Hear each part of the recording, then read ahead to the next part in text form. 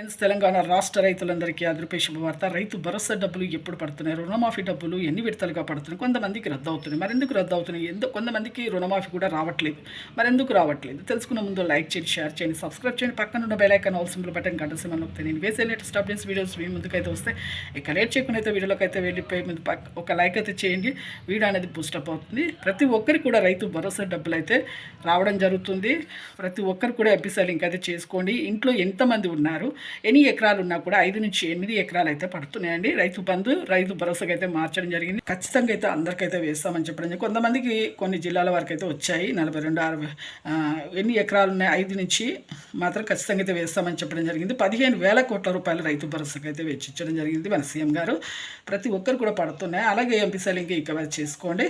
అలాగే రుణమాఫీ డబ్బులు 3 విడతలకు అయితే వేస్తున్నారు. 30,000 కోట్లు అయితే వెచ్చించారు. మొదటి విడతకు 7,000 కోట్లు, 6,000 నుంచి 7,000 కోట్లు అయితే వేయడం జరిగింది, వెచ్చించడం జరిగింది. 1,06,000 నుంచి 7,000 కోట్లు మొదటి విడతకు చేయడం జరిగింది. 1,00,000 లోపు అయితే ఎవరైతే రుణాలు తీసుకున్నారో వాళ్ళకైతే మాఫీ అయితే చేస్తున్నారు.